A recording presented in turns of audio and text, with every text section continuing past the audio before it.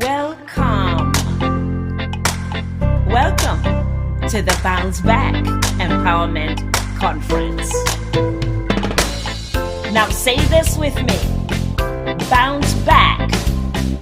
Yes, I can. Unstoppable. Unstoppable, free and fearless. Unshakable. Bounce back, bounce back. Unbreakable, unshakable, nothing stops you in your track. Bounce back, bounce back. Uplifted, inspired, feel your positive unpack. Never, ever. Never giving up. Encouraged, uplifted, inspired, empowered, motivated. Bounce back, bounce back. Unbreakable, unshakable, nothing stops you in your track. Bounce back, bounce back. Uplifted, inspired, feel your positive unpack.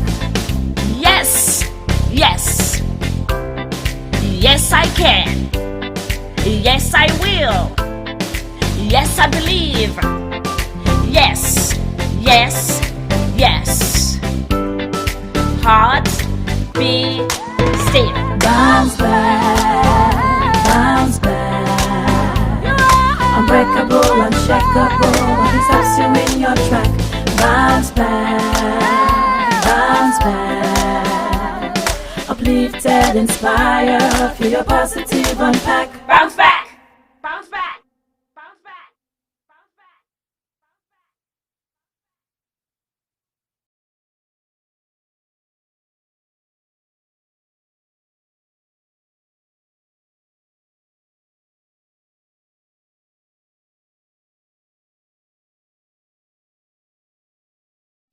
Nikki Gangemi is joining us. Yeah, girl, I remember you told me to remember Jim, and I did not forget that. Yes, Nikki Gangemi today is going to share with our final talk, Eliminate Doubt with CALM, and CALM in all caps and an acronym CALM.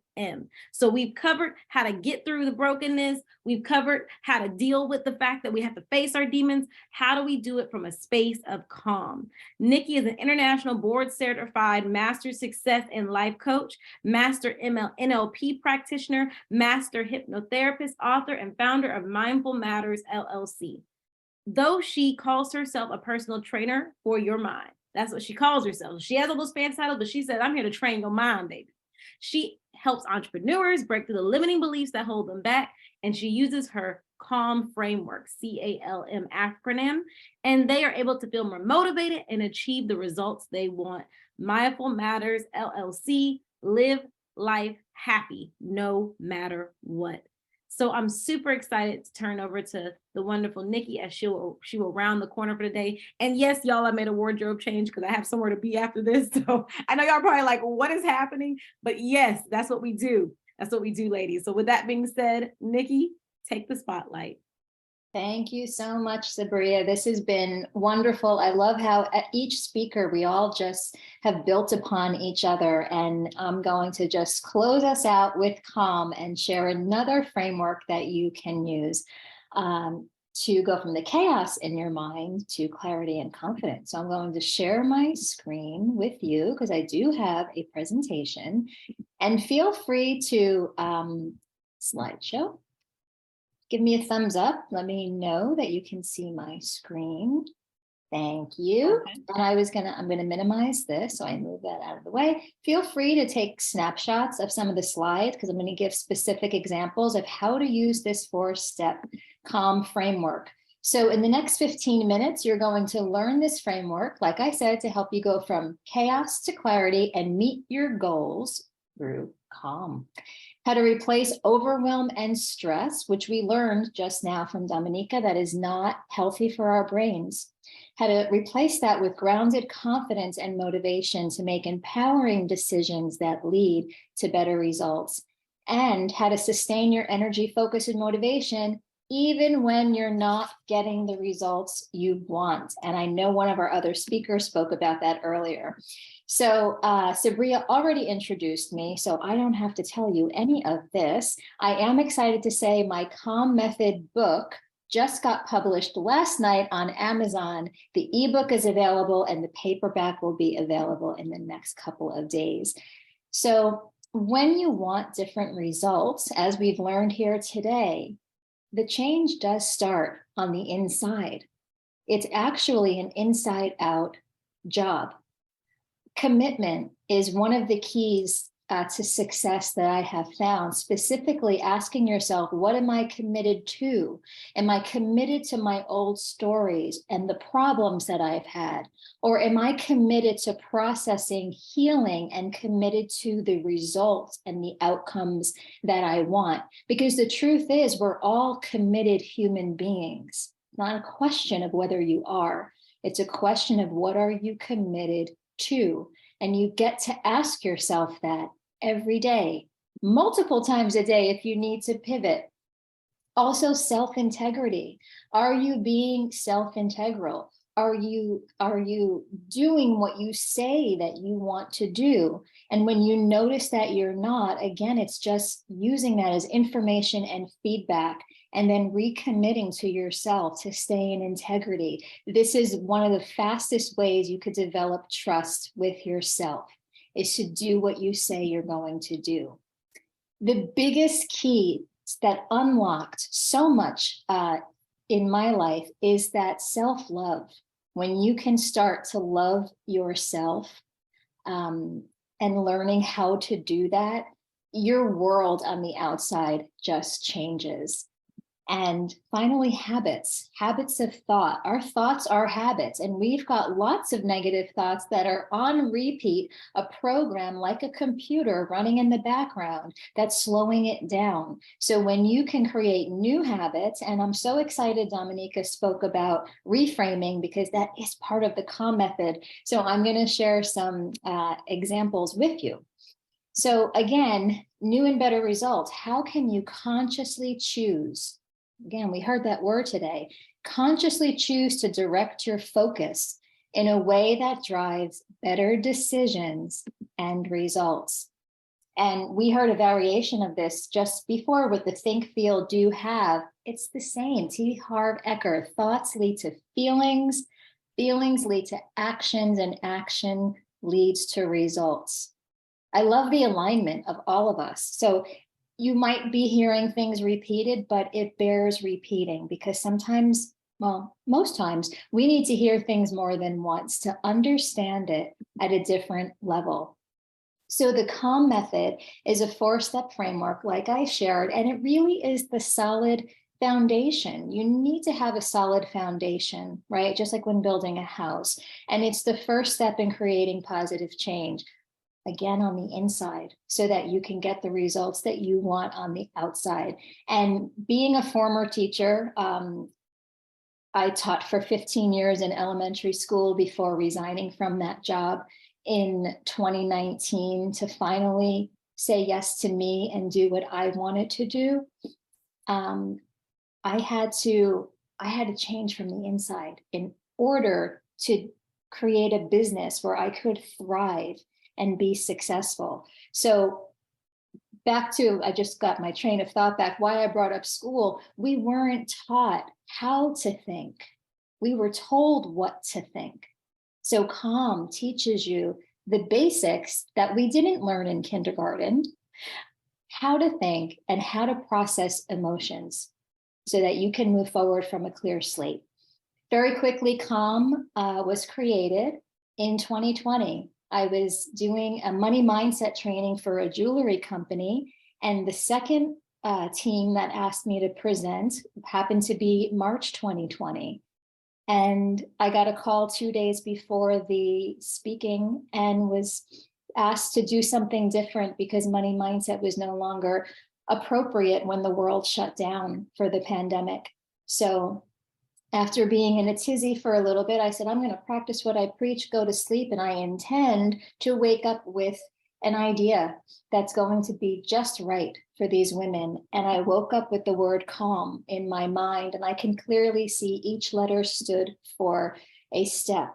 So why calm? Because some people, like entrepreneurs and business owners, we want to be a peak performer, but there's power in calm. Calm is the portal to power. I really believe that. It's the beat that the orchestra leader takes before the music fills the theater and the powerful music follows. It's that moment that the swimmers take before they dive into the water and powerfully propel themselves across the pool. And of course, the calm before the storm. So when you get calm, you know that you're on the verge of something powerful. So a quick bird's eye view of calm, the C is to become conscious of the emotions you're feeling and process them. We have to process our emotions. We don't want to push them down. And it's not healthy to do that and carry these emotions for years. So become conscious and process them.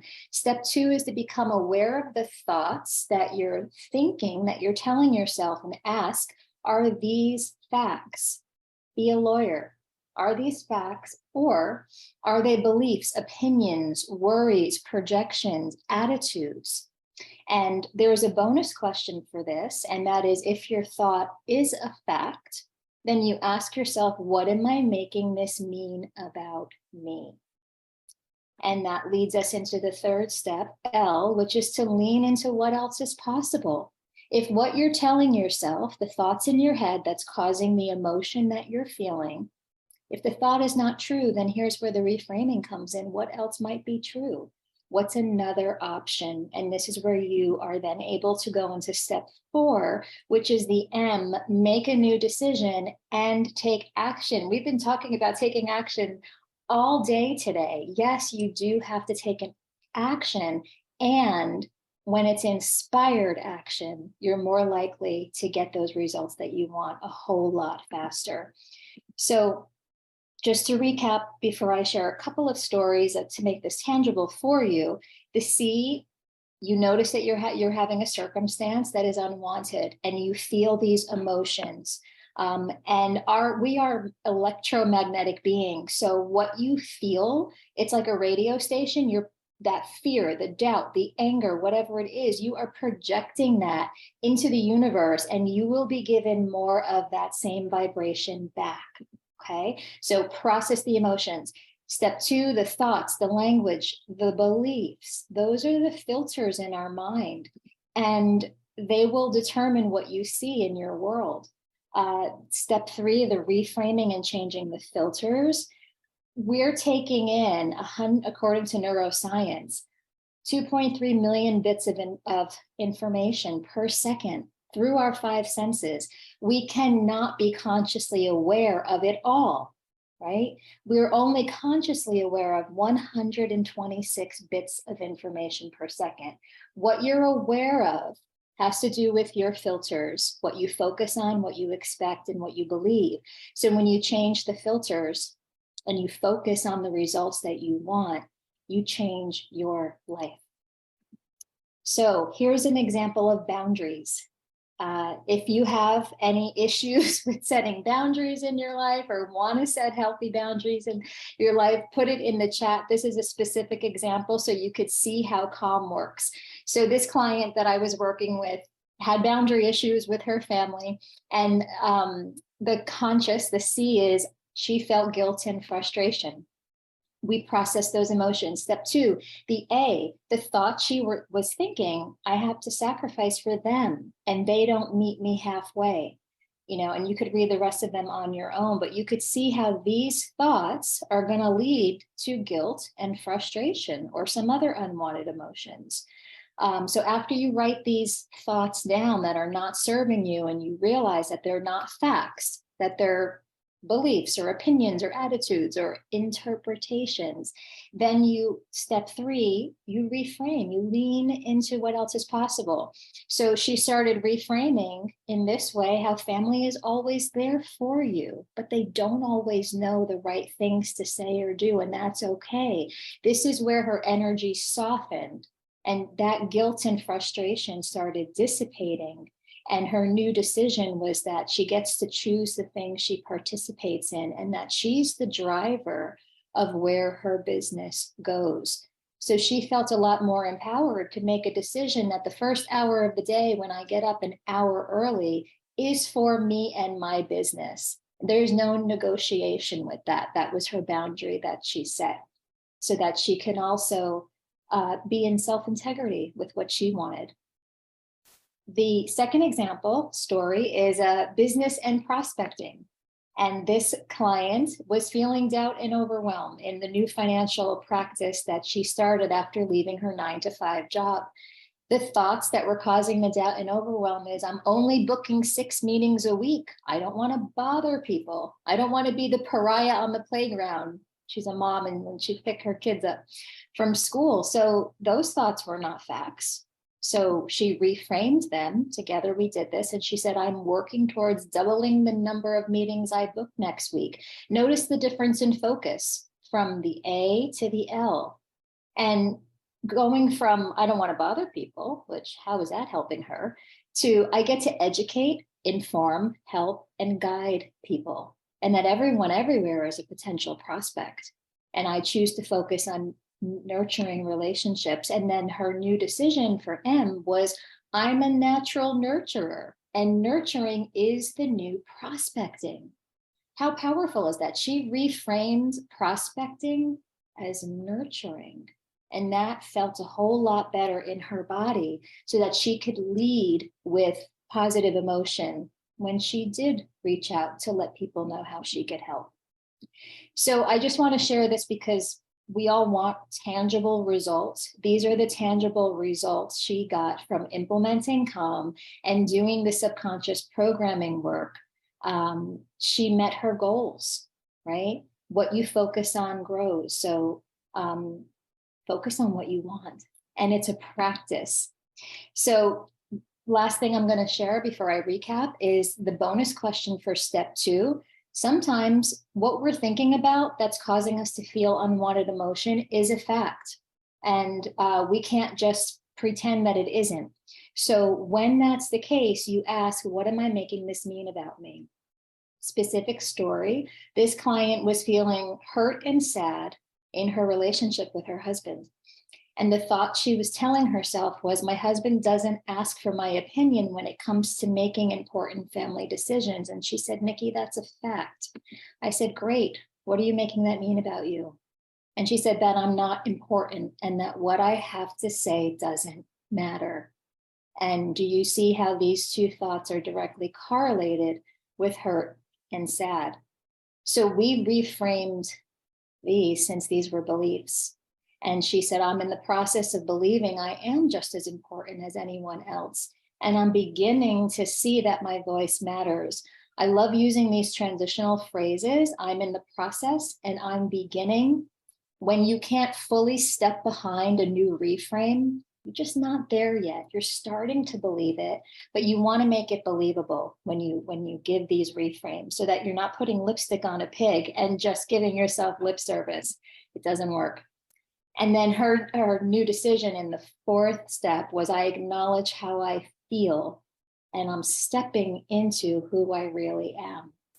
And several months later, she let me know that rather than getting a divorce, she made her way back to her husband. So things can change. So you've got to practice this, embody it, and live it.